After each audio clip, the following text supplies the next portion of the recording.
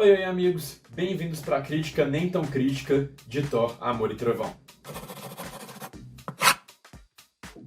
Lembrando, como que é de costume aqui no canal, nas críticas nem tão críticas vão ter a parte sem spoilers no início do vídeo e a parte com spoiler para você que já viu o filme e não se importa com spoilers do filme, mas relaxe, quando começar os spoilers eu aviso para vocês que não quiserem pegar no spoiler do filme e não assistiram ele ainda, para vocês saírem do vídeo e voltarem aqui depois quando tiver assistido o filme também. E bom, o que eu achei do filme? O filme muita gente estava pintando como uma grande decepção, como um filme que era ruim e tudo mais, mas isso pra mim tá longe de acontecer. Pra mim o filme é bom, mas infelizmente ele é só isso. Ele é um filme bom, ele é um filme divertido, que entretém, mas ele em momento algum alcança o grande potencial que ele tinha em adaptar duas das maiores histórias do Thor, com um diretor que é um dos meus diretores favoritos, que é o Taika Waititi, por trás de tudo, com um elenco incrível de primeira, assim, o elenco também. Então, pra mim, o filme, ele é bom, ele não é muito bom, ele não é extraordinário, mas também não é médio, ele não é ruim, ele é bom, e se resume a isso. E o principal pra mim é que ele não alcança um potencial gigante que ele tinha, e infelizmente o potencial é esse que provavelmente a gente nunca mais vai ter vendo essas histórias adaptadas, pelo menos não dessa forma. Então o filme, o principal ponto negativo pra mim seria essa minha decepção de ver essas duas grandes histórias não rendendo um filme extraordinário como poderia render. Essa combinação perfeita com direção, os arcos abordados, os atores ali, tudo encaminhado para dar um filme extraordinário, mas que, como eu disse, se resume a um filme bom. Eu acho que o principal problema do filme vem justamente disso, de ter dois grandes arcos para adaptar, tanto do Gorr do Carniceiro dos Deuses, como a da Jane Foster se tornando a poderosa Thor. E aí que mora o principal problema do filme para mim, porque ele tem menos de 2 horas até, e acaba que o filme tem tanta coisa para contar, que acaba que muitas coisas ficam jogadas ali no meio do caminho, ou então um ritmo muito acelerado, mas não um acelerado que tá gerando angústia, que tá gerando tensão ali. É um acelerado porque parece que foi picotado e vai tacando, taca elemento, taca coisa, e de vez em quando parece que não se sustenta. Isso pra mim é o principal ponto negativo do filme, esse fio narrativo dele, que ele segue, que muitas vezes vai num ritmo que é desesperado, mas um ritmo desesperado não bom, não que favorece a história sendo contada. Pra mim o principal erro do filme tá nisso, de querer falar muita coisa e em muito pouco tempo, e muitas das coisas são simplesmente jogadas pra você aceita, eles estão ali, eles estão aqui agora, e algumas coisas meio sem sentido, que até poderiam ter um sentido maior, se mais bem exploradas, se mais bem desenvolvidas. Pra mim, o filme, o principal erro dele é não desenvolver essa história tão complexa que ele tá abordando, não desenvolvê-la mais de uma forma mais coerente e concisa, que vai amarrar o filme inteiro numa grande peça. Eu acho que esse é o principal ponto negativo do filme, é o que mais me incomodou assistindo a obra no final.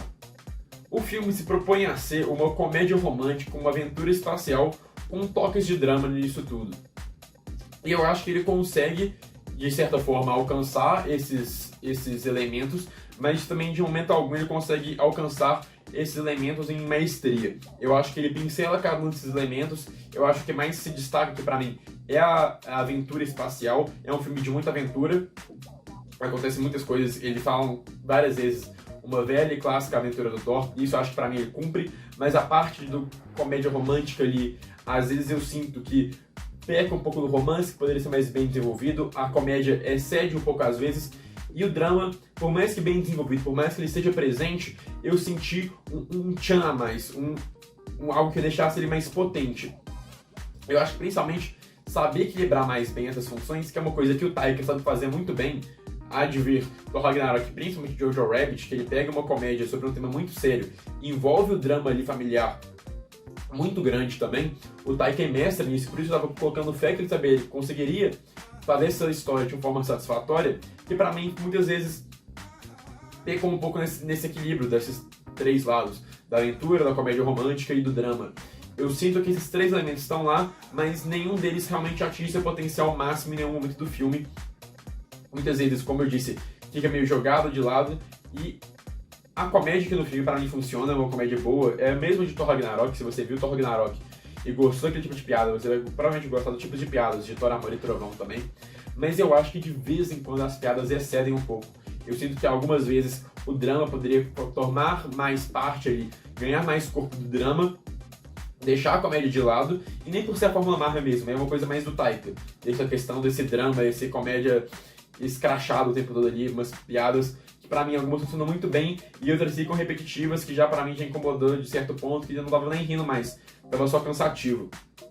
Então eu acho que pesou um pouco demais a mão nas piadas, poderia diminuir um pouco e talvez, quem sabe, equilibrar melhor esse lado do romance mais bem desenvolvido, juntamente com o drama, porque é uma história que traz uma carga dramática muito grande quando você para analisar ela no total. Mas enfim, eu acho que o grande ponto positivo do filme é a criatividade dele. É uma coisa que o Thiago Romariz fala nos vídeos dele de crítica, de Thor, Amor e Trovão também, que eu concordo bastante.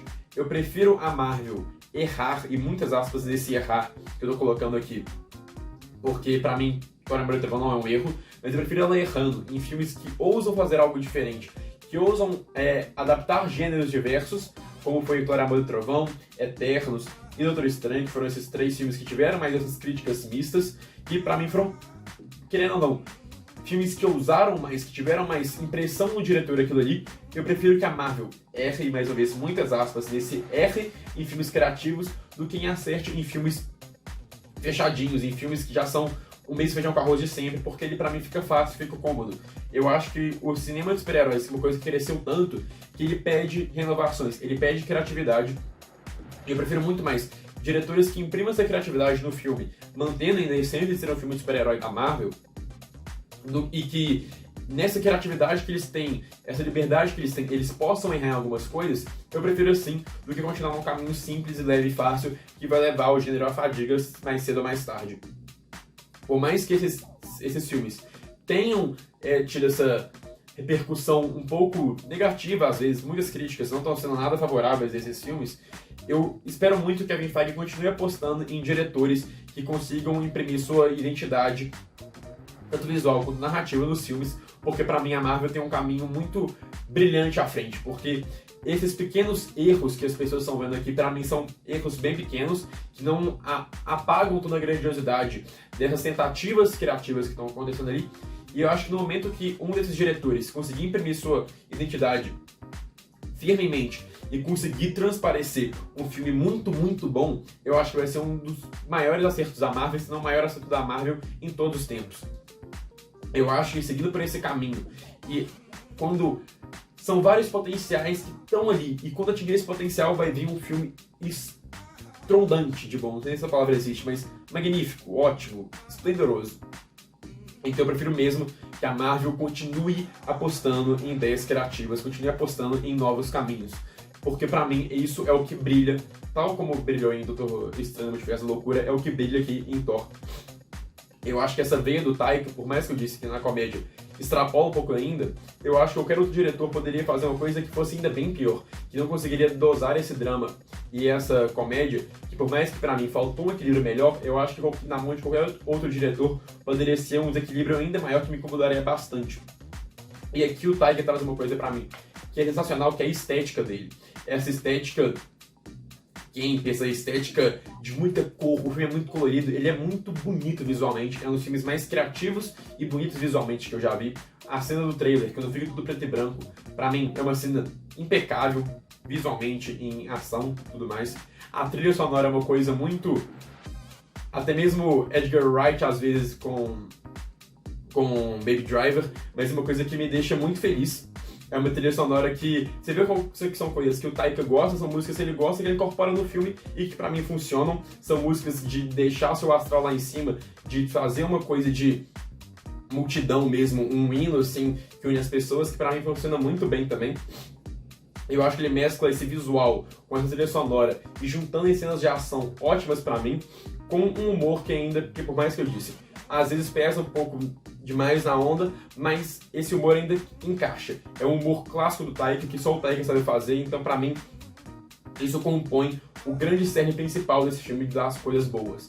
Tanto o visual, a trilha sonora, as cenas de ação, ainda assim, o humor e o lado como o Taika explora esses personagens, porque é uma coisa que eu gosto muito em toda a filmografia dele, e nesse filme também pra mim se expressou de uma forma muito coerente e agradável ao espectador, digamos.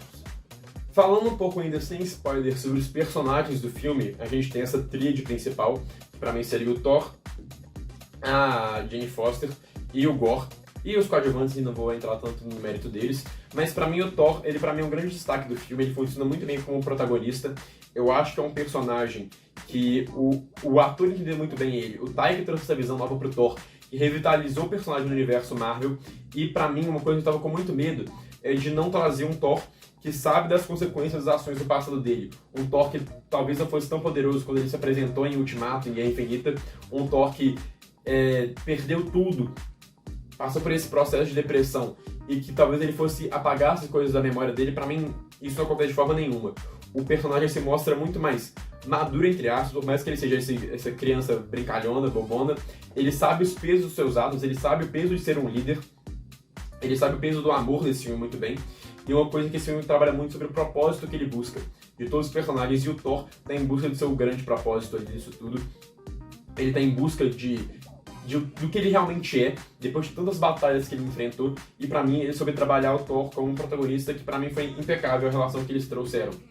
Tanto o ator, o Chris Hemsworth, tá muito bem no papel, ele em comédia realmente se encontra, é um ator ótimo na comédia, os tempos de comédia dele são incríveis, as piadas feitas por ele são ótimas, ele tá muito bem no papel, e eu acho que trazer esse Thor que tá poderoso, como a gente viu nos outros filmes, esse Thor que tem ciência de tudo que ele passou, e por mais que ele não perca a sua essência de ser esse mais brincalhão, esse mais bobão, ele sabe o que ele tem que pro que ele passou, e ele não sabe o que ele quer ainda, mas no filme a gente vê ele traçando esse caminho, encontrando o seu real propósito no final das contas. É um Thor que tá muito mais experiente e que não deixa essa experiência de lado. É um personagem que tá aí na Marvel há muito tempo, creio que o mais antigo dos que estão vivos até agora. Então é um personagem que já passou por muita coisa e essa bagagem não fica pra trás. Essa bagagem tá por nesse filme e eu achei isso um acerto muito bom. Era o mínimo também, mas eu acho que pegou o mínimo e elevou isso sim a um potencial muito grande. Já falando da Jane Foster como a poderosa Thor, eu gostei muito dela no filme, ela tá bem, só que eu sinto que às vezes eles simplificaram a história dela um pouco demais. A história dela que tem uma carga dramática muito grande, tem uns dilemas de ciência, magia, de propósito de vida também muito grande na história dela, e que eu sinto que nesse filme foi um pouco simplificado demais, um pouco diluído demais. Sinto que faltou um desenvolvimento maior. E pra mim, ela deixa um grande gosto de quero mais ali na tela. Por mais que ela seja muito bem no filme, a Natalie Portman tá bem, mas eu sinto que falta um pouco mais. Não que falta, mas que eu queria ver mais. Eu adoro a poderosa Thor. Eu acho o arco dela nos quadrinhos um dos mais incríveis dos últimos tempos. Eu acho a poderosa Thor muito mais legal que o Thor. Todos os dilemas que ela traz consigo. O visual dela eu acho muito mais legal. E eu acho que não que deixou a desejar, mas eu queria ver mais ela em tela, eu queria ver essa história dela mais bem desenvolvida, não tão simplificada como foi no filme, mas como eu disse, em 2 horas adaptar esse grande arco junto com o arco dos Carniceiros dos Deuses, que ele não teria que simplificar, mas pra mim simplificou um pouco até demais, que deixou coisas importantes da personagem de trás disso tudo, que acabou pecando na execução, de certa forma. E falando do Gorr, o grande vilão do filme, pra mim ele é um bom vilão sim, ele tem uma construção ok, a primeira cena dele eu acho sensacional, a cena que abre o filme, eu acho ela incrível, tanto em aspectos técnicos quanto narrativos, diga-se de passagem, mas pra mim, o Bale pra mim tá muito bem no filme, a proposta que o Taika escolheu pro Gorr é uma proposta que eu não escolheria, mas pra mim funciona e o Bale faz ela muito bem, ele se faz de maneira muito boa, o Bale é um incrível ator, e ele faz muito bem o papel do Gorr, que foi solicitado pra ele. Eu teria outro caminho pro personagem, mas eu entendo como foi abordado ali, pra mim faz sentido também, não é uma coisa que me incomodou, é só tipo assim, eu faria desse jeito, mas é coisa mais de gosto pessoal, onde tá certo, tá errado. Enfim, pra mim ele visualmente tá incrível, todas as cenas do Gorr visualmente é uma criatura que dá medo, é uma coisa realmente de assustar ali você. Mas pra mim uma coisa que é o principal erro do vilão do filme pra mim é que é Gorr, o carniceiro dos deuses. E a gente mal vê ele matando os deuses. É um cara que é o carniceiro dos deuses. Pra mim faltou muito mais pra gente construir ele como essa grande ameaça no final. Uma ameaça párea pra enfrentar esse Thor tão poderoso que a gente já conhece. Mostrar ele matando mais deuses, mostrando ele sendo um ser muito mais poderoso.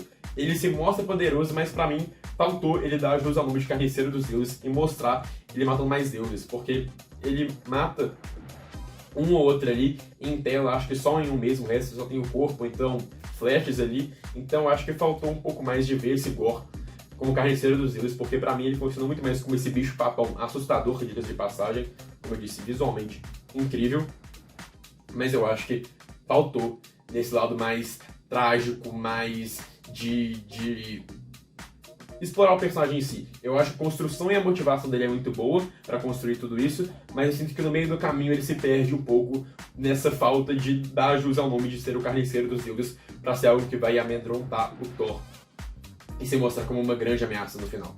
No mais é isso, eu fecho o filme com uma nota 7 de 10. Como eu disse, o filme é bom, não é extraordinário, mas também não é médio, não é péssimo.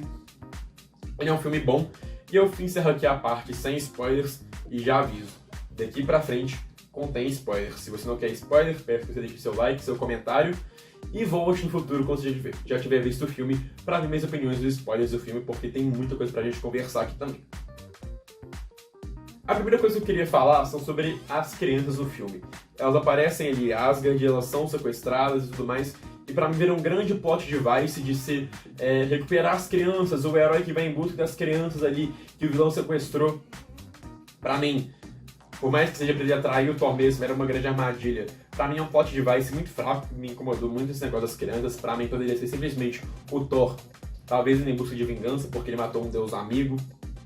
Talvez o Thor realmente indo em busca dele, porque ele se mostra como esse deus íntegro, ao contrário dos outros que estão corrompidos ali, que não se ligam mais pra nada, só querem se aproveitar de tudo.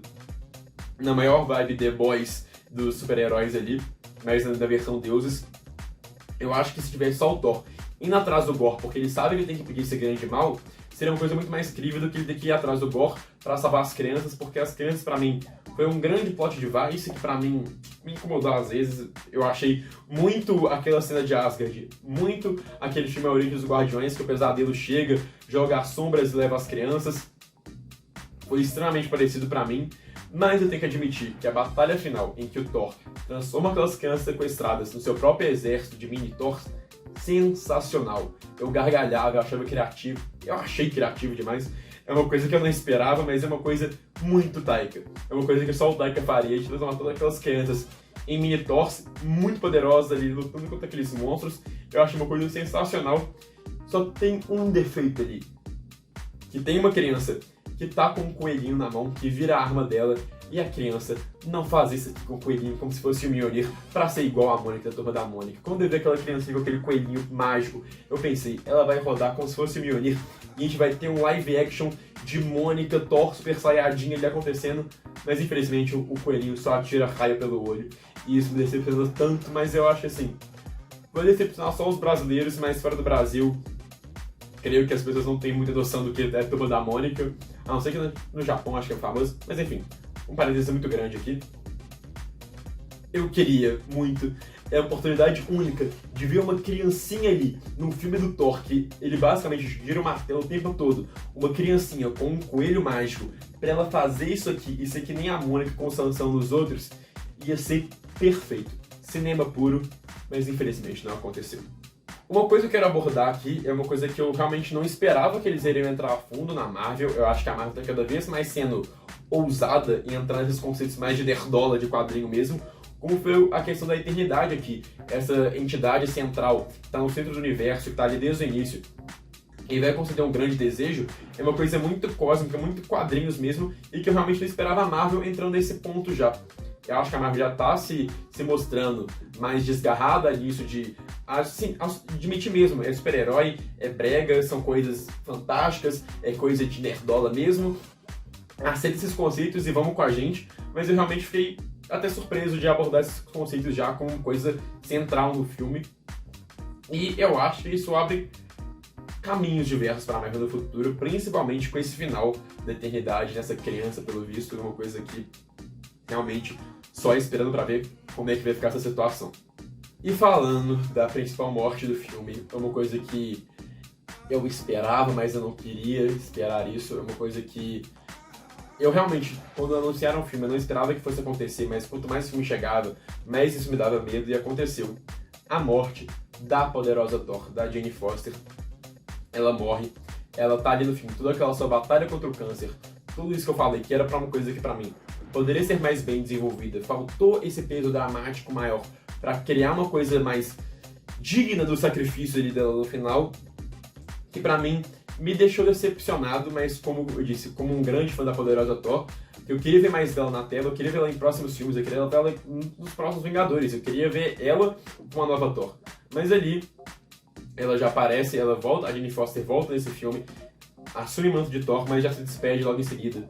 É uma coisa que me frustrou um pouco, mas como fã, mas narrativamente analisando, é uma coisa que pra mim faz sentido, esse sacrifício final dela. Faz sentido na jornada do herói dela ali presente no filme todo. É algo que eu acho que, como eu disse, poderia ser melhor construído para no final ser um sacrifício mais digno, mais emotivo, que realmente te abraçasse mais naquela história, mas eu gostei da forma que, querendo ou não, eu fiquei decepcionado como fã, mas analisando a história no geral, eu gosto dela no final se sacrificando para salvar todo mundo ali, pegando o martelo uma última vez, deixando que seu corpo fique mais fraco, perdendo ali, segurando o martelo, o seu corpo ficaria mais fraco, ela se sacrifica por isso, porque ela vai ser uma heroína no final das contas. Eu acho que isso faz grande jus à personagem, eu acho que isso complementa narrativamente, mas como eu disse, eu queria ver mais a poderosa Thor. E eu não sei se vai voltar, não sei se tem como ela voltar, se a Natalie Portman vai querer voltar, mas eu queria muito ver mais dela em próximas produções da Marvel. Uma pena que eu acho que isso vai ficar bem distante agora. E falando em futuro da Marvel, a gente termina com o Thor sendo pai adotivo ali da filha do Gorr, a filha do Gorr que agora, por isso, tem os poderes da eternidade. Não sei se ela é mesmo a própria eternidade ou se ela só ganhou poderes da eternidade.